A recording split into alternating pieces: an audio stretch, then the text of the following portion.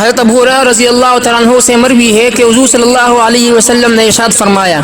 کہ جب رمضان کا مہینہ داخل ہوتا ہے تو آسمان کے دروازے، اور ایک روایت میں ہے کہ جنت کے دروازے، ایک دوسری روایت میں ہے کہ رحمت کے دروازے کھول دیے جاتے ہیں اور جہنم کے دروازے بند کر دیے جاتے ہیں اور شیاطین کو زنجیریں پہنا دی جاتی ہیں۔ حضرت سہل بن سعد رضی اللہ تعالیٰ عنہ حضور صلی اللہ علیہ وسلم کا ارشاد نقل فرماتے ہیں کہ جنت کے 8 دروازے ہیں، ان میں ایک دروازہ ریان نامی ہے جس میں صرف روزہ دار داخل ہوں گے۔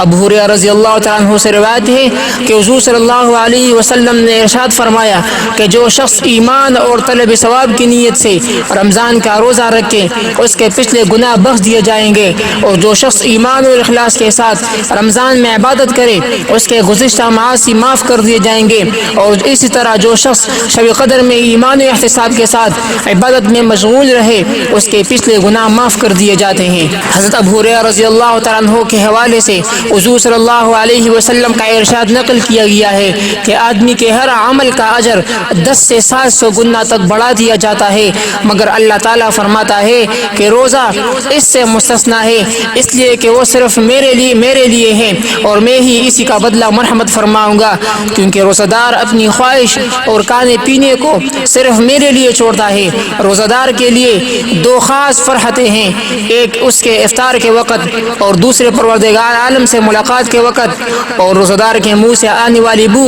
اللہ کے نزدیک مشک کی خوشبو سے زیادہ پسندیدہ ہے، اور روزہ گناہوں سے ڈال ہے، اور جب تم میں سے کوئی روزہ دار ہو اور نہ گالم گلوچ کرے، اور جب کوئی اسے برا بلا کہے یا اس سے جھگڑا کرے تو اسے جواب دے دے کہ میں روزہ دار شخص ہوں۔ ابو ہریرہ رضی اللہ تعالیٰ عنہ نے فرمایا کہ حضور صلی اللہ علیہ وسلم کا ارشاد ہے کہ جب رمضان کی پہلی رات ہوتی ہے تو شیاطین اور سرکش جنات کو قید کر دیے جاتے ہیں اور جہنم کے سب دروازے بند کر دیے جاتے ہیں، ان میں سے کوئی بھی روزہ دار نہیں، ان میں سے کوئی بھی دروازہ نہیں کھولا جاتا، اور جنت کے سب دروازے کھول دیے جاتے ہیں اور ان میں سے کوئی دروازہ بند نہیں کیا جاتا، اور ایک آواز لگانے والا آواز دیتا ہے کہ اے خیر کے طلبگار آگے بڑھ، اور اے برائی کے ارادہ کرنے والے پیچھے ہٹ۔ اور اللہ کے لیے رمضان میں بہت سے لوگ جہنم سے آزاد ہوتے ہیں، اور یہ معاملہ ہر رات ہوتا ہے۔ عبداللہ بن عمرو رضی اللہ تعالیٰ عنہ کی روایت ہے کہ حضور صلی اللہ علیہ وسلم نے فرمایا کہ روزہ اور قرآن کریم بندہ کے لیے اللہ کے دربار میں سفارش کریں گے۔ روزہ کہے گا اے اللہ، اے پروردگار، میں نے اس کو دن میں کھانے اور خواہشات سے روکے رکھا، لہٰذا اس کے بارے میں میری سفارش قبول فرما۔ اور قرآن کہے گا اے پروردگار، میں نے اس رات کو سونے سے روکے رکھا، لہٰذا اس کے بارے میں میری سفارش قبول فرما، چنانچہ ان دونوں کی سفارش قبول کی جائیں گی۔ حضرت ابو ہریرہ رضی اللہ تعالیٰ عنہ سے روایت ہے کہ نبی کریم صلی اللہ علیہ وسلم نے ارشاد فرمایا کہ روزہ دار کی دعا رد نہیں کی جاتی۔